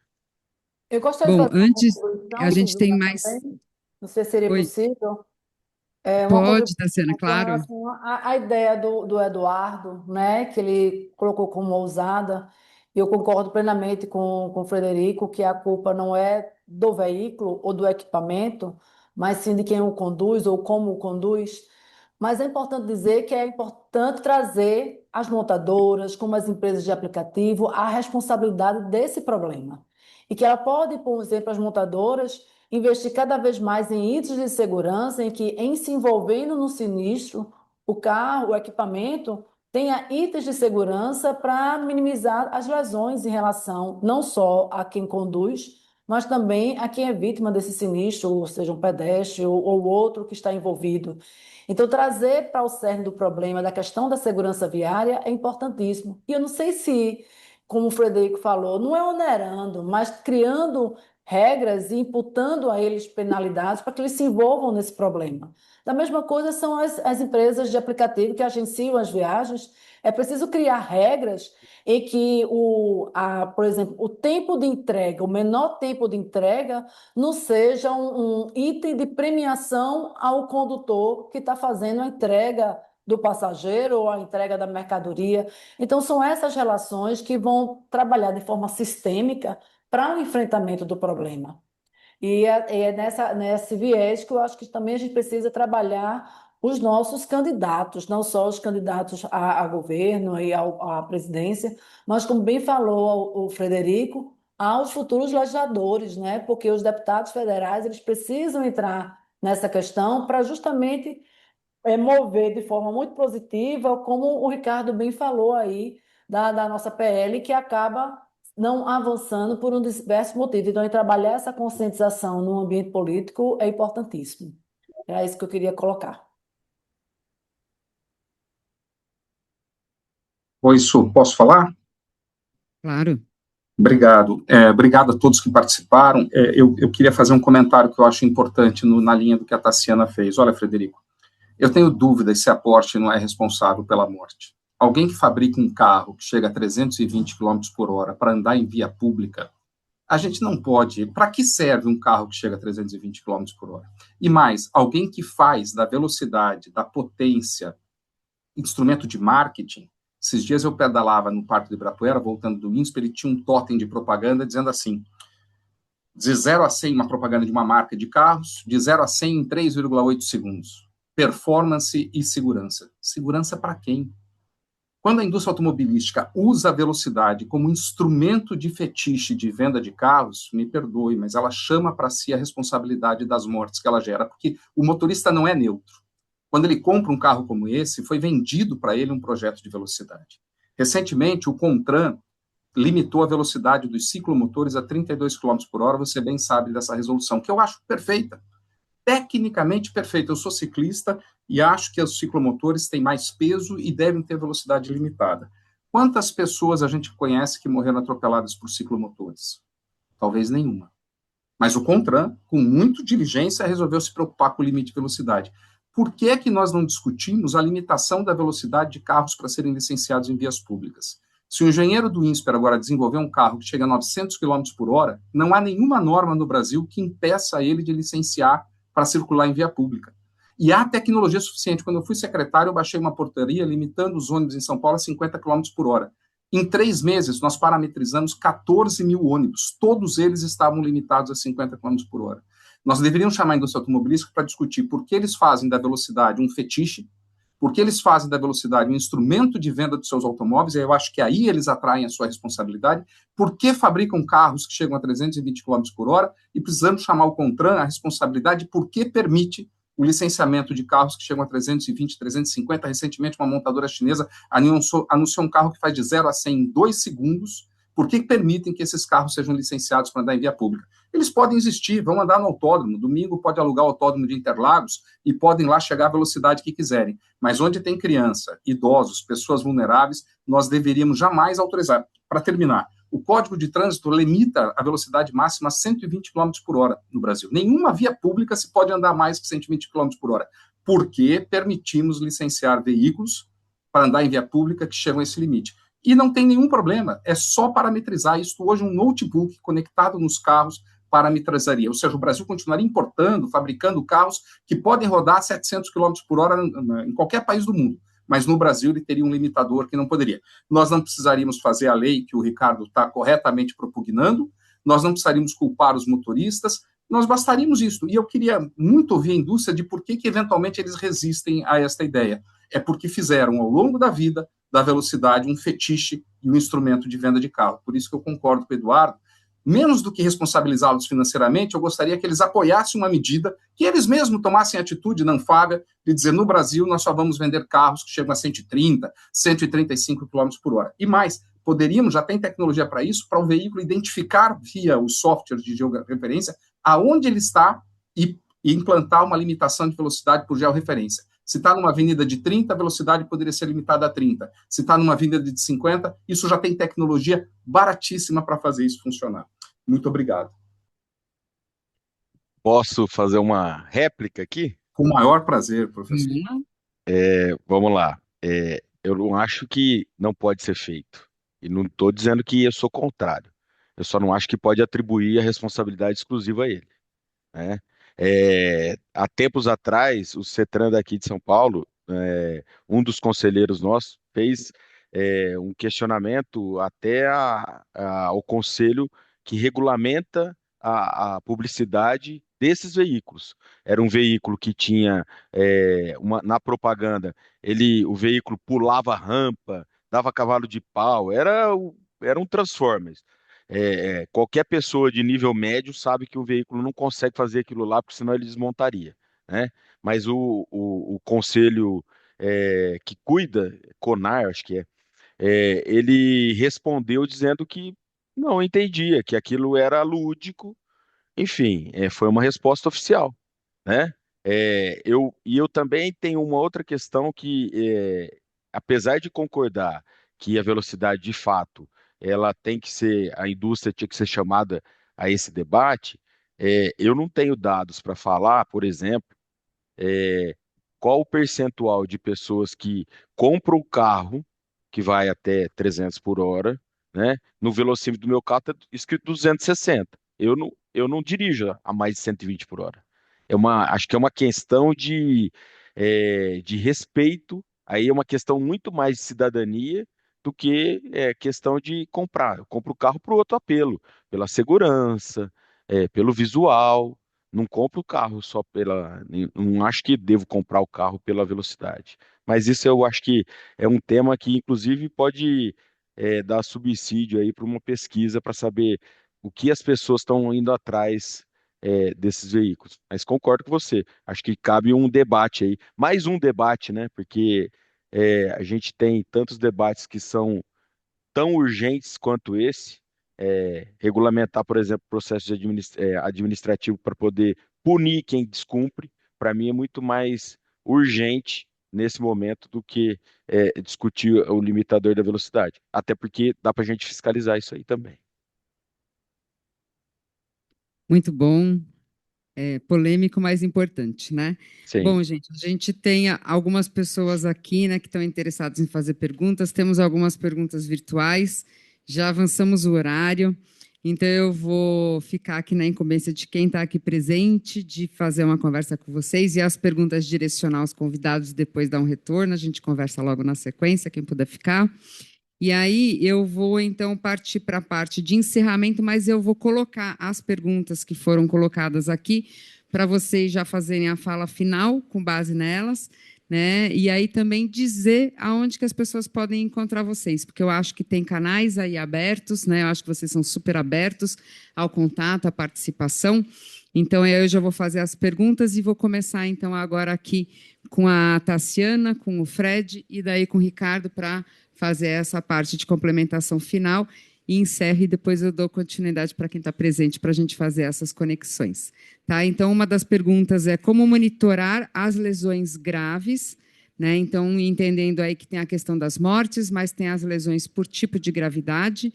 Então, essa é uma pergunta que foi feita aqui, não só para os óbitos, mas nas redes e prefeituras, né? Então, está associado um pouco aí à gravidade dos sinistros.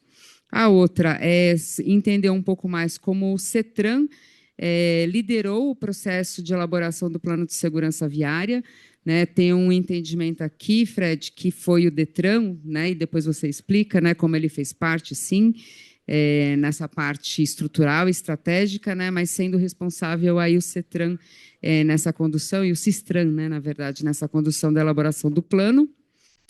E a outra pergunta é, através da análise dos dados do InfoSiga, locais que, notadamente, é observado um grande número de atropelamentos e mortes, e trazendo a sua fala sobre o que já sabemos, que a velocidade é o que mais mata, gostaria de perguntar, a partir do Plano de Segurança Viária do Estado, a identificação do problema, se esses locais já foram mapeados pelo InfoSiga, como os mais inseguros e com o objetivo de zerar mortes, e qual a possibilidade das velocidades e começar, não, desculpa, e a possibilidade e previsibilidade de começar a fiscalização das velocidades para esses locais, qual a possibilidade de começarem estudos de readequação das velocidades e acalmamento das vias. Bom, sintetizando, tentando entender do mapeamento que já foi feito, como adotar medidas de acalmamento para que isso seja um fator de fato de prevenção e eliminação de mortes.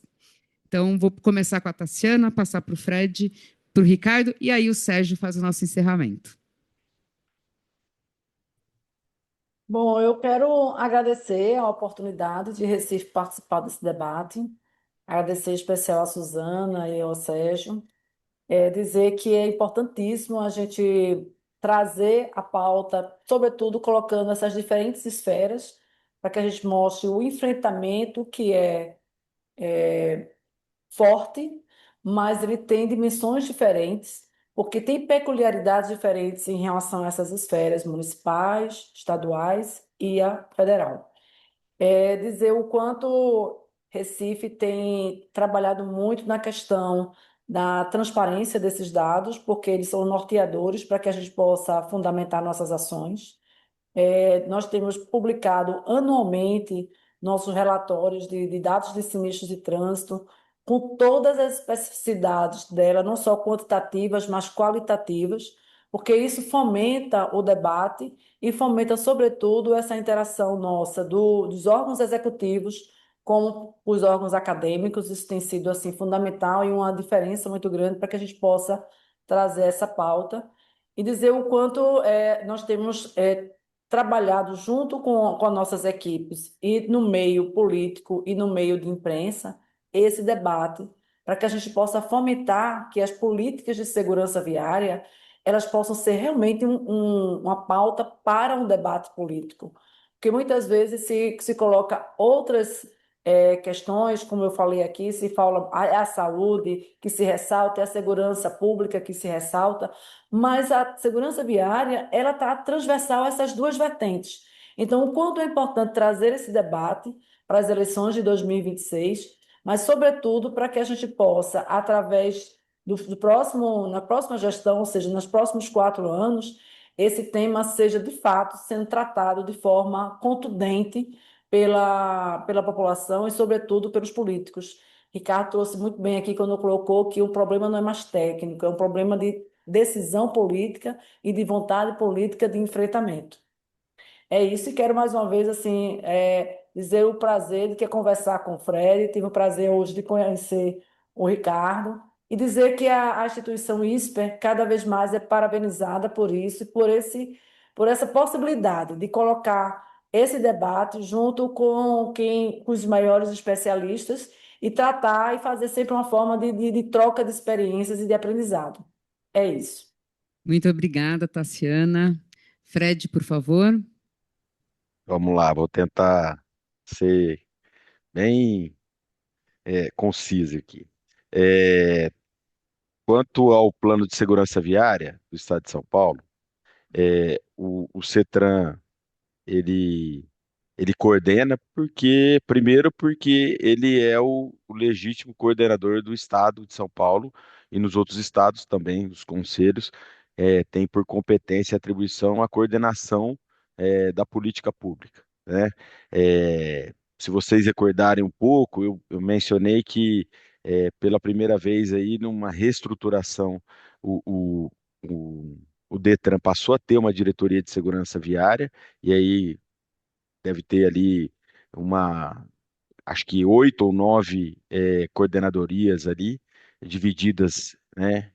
Não, 2 coordenadorias divididas aí em várias seções, que conseguem apoiar o CETRAN, né, em diferentes eixos aqui dessa discussão. E por isso também não tem problema nenhum do Estado ser apoiado, ora pelo Detran, o CETRAN ser apoiado pelo Detran, tem hora que é a Secretaria de Saúde, o Corpo de Bombeiros, o DR, né? Cada um fazendo uma parte, a que mais tem aptidão. Agora, por exemplo, no grupo de trabalho da educação, é a educação que vai pilotar esse grupo em conjunto com todos os entes que vão participar. Então, eu não vejo problema ser individualizado, se é o CETRAN, se é o DETRAN. Acho que tem uma decisão de Estado, de governo, e por isso que eu acho que é importante. Outro questionamento que foi feito diz respeito. Você pode me lembrar isso? Era em relação ao mapeamento dos sinistros pelo Infociga e a Isso. adoção da estratégia de gestão de velocidades e redução. Tá. Acho que a gestão da velocidade ela passa por todo o trabalho que está sendo feito, até de informação, de qualificação dos gestores, né, municipais. O próprio programa, né, Respeito à Vida, ele traz a possibilidade da intervenção nos municípios, nesses pontos críticos, e aí uma nova leitura, uma releitura do programa Respeito à Vida, ela trouxe a obrigatoriedade para que as intervenções fossem feitas não, né? Para que os projetos contemplassem essas áreas, as áreas que tratavam ali dos locais mais críticos, né? E a partir disso é que foi feita uma classificação e selecionados, acho que tem mais de 70 projetos selecionados de intervenção viária, tá? E aí é com foco exatamente nos locais mais críticos. Esse é o tema que não para, né? Essa gestão aí dos locais críticos não vai parar. O município tem que ter essa visão, e é por isso que a gente entende que qualificar o gestor, qualificar o agente da autoridade, pode ser uma alternativa viável ali para que o município desempenhe as suas atribuições. Dizer que o plano, nós estamos evoluindo com o plano ele tem a participação da sociedade, uma participação contínua. Nos próximos meses a gente deve apresentar pelo menos mais 5 editais para participação de câmaras temáticas que nós vamos fazer, de educação, câmara temática de atendimento às vítimas, de fiscalização, uma destinada aí, eu já faço o convite a vocês, à academia, para que vocês possam participar, contribuir com pesquisa. Acho que tem uma nova fase que vai ser inaugurada aí a partir do ano que vem, e essa é uma proposta para que a gente tenha uma parte do programa Respeito à Vida voltada aos estudos, né? Acho que contemplar a academia para que ela possa se debruçar ali num estudo, trazer os estudiosos para dentro aí da administração, acho que é importante. E eu coloquei meu e-mail aí, estou à disposição. A Suzane tem meu contato aí, e o que precisar, para mim foi um prazer também participar. Acho que nesses debates, e a política é isso, né? A arte de ouvir, debater, discutir, e poder decidir da melhor forma que a gente consegue. Obrigado novamente pelo convite. Eu termino por aqui. Fred, é um prazer ter a sua participação. Agradeço muito. Conte com a gente do INSPER para poder contribuir, sim, né, com Contaremos. estudos e pesquisa. E eu vou passar para o Ricardo aqui também para fazer a abordagem final e encerramento. Obrigado. Eu acho que eu também começo agradecendo, né, quem se deslocou até aqui para acompanhar presencialmente, o pessoal que está em casa aí tirou o horário de almoço para acompanhar a gente, contribuiu com as perguntas, enfim. Agradeço, obviamente, ao INSPER, né, na pessoa da Suzana, que fez todo o contato lá com a Luciana desde o começo, né, ao próprio Sérgio também, e ao Frederico e à Tassiana por, né, comporem aí esse debate hoje, trazer suas reflexões, o trabalho importante que tem sido feito. Então, acho que é mais uma fala de agradecimento, né, convidar todo mundo estou disponível, né, ou à disposição, aliás, para conversar sobre o nosso trabalho aí de incidência política, tanto no PL das velocidades seguras, se você colocar no Google lá PL das velocidades seguras, já vai trazer tudo que a gente tem do site, tem um Instagram que é o sistema.seguros, né, que a gente tem divulgado os nossos passos aí, nossa caminhada nessa incidência, mas também a Ciclocidade ou as outras organizações que compõem essa coalizão estão à disposição para bater um papo sobre o PL ou sobre outros temas que a gente tem atuado na cidade, né, há um tempo aí.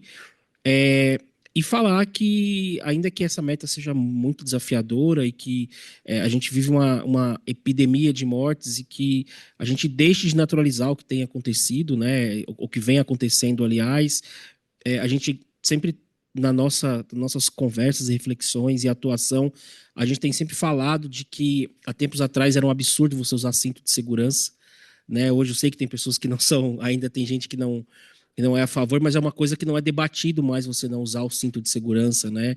Ele salva vidas e precisa ser usado, assim como dirigir, né? Beber e dirigir também, por mais que tenha muita gente que ainda faça isso, né? É algo que já é consolidado, né? Pelo menos no senso comum de que, olha, vai dar problema, né? Então, ou fumar num lugar fechado, né? Antes a gente era né? Você estava aqui, tinha alguém fumando, e hoje isso já é algo que a gente conseguiu avançar. Então a gente vê que eu acho que a questão de reduzir velocidades, priorizar outros modos de transportes que, além de, né, salvar vidas e contribuir para o clima, enfim, para o bem-estar de quem se desloca de outros modos que não seja sozinho dentro de um carro ali, seja no transporte público, seja caminhando, seja pedalando ou num patinete, que essas pessoas, que a cidade se aproxime dessa velocidade, né, que é a velocidade que os seres humanos original ali, que a gente se desloca, como sempre foi, assim, né? Então, me coloco à disposição e muito obrigado mais uma vez e obrigado ao INSPER pelo convite e aos convidados, tá bom? Eu agradeço muito, e daí, para passar aqui para o Sérgio fazer aqui o encerramento e a fala final, eu quero de novo só agradecer a todas as pessoas aqui presentes, agradecer a Márcia, que ela sempre está aqui apoiando a gente muito fortemente, e toda a estrutura nossa, todas as equipes que estão envolvidas, porque elas não aparecem aqui, mas tem muita gente envolvida aí para que isso aconteça. Então, muito obrigada, e Sérgio, passo para você fazer a nossa finalização. Obrigado, Suzana, muito obrigado. Rapidamente, agradecer muito ao Frederico, que eu sei que tem uma agenda super carregada, dedicou a sua participação aqui brilhante conosco, a minha amiga Tassiana, que lidera com muito brilhantismo as políticas de mobilidade urbana da cidade de Recife, tem feito coisas que são exemplares, recentemente venceu o primeiro desafio Visão Zero do BID, tive a oportunidade imensa de trabalhar com eles nesse projeto, parabéns, e cumprimentar o Ricardo também pelo trabalho maravilhoso que a Ciclocidade sempre faz em favor da segurança e da mobilidade aqui em São Paulo. Agradecer a todas e todos que estiveram conosco, lembrar que na última sexta-feira de junho voltaremos com outro tema de mobilidade urbana e as eleições de 2026, e que fiquem atentos aí no nosso site, nas nossas redes, para os eventos que participamos, nossas publicações, estejam conosco aqui no nosso Observatório Nacional de Mobilidade Sustentável. Não posso antes deixar de agradecer também a Motiva, que é a grande patrocinadora e apoiadora institucional do nosso observatório, que é quem faz possível que tudo isso aconteça, bem como ao INSPER e também, especialmente, a Márcia,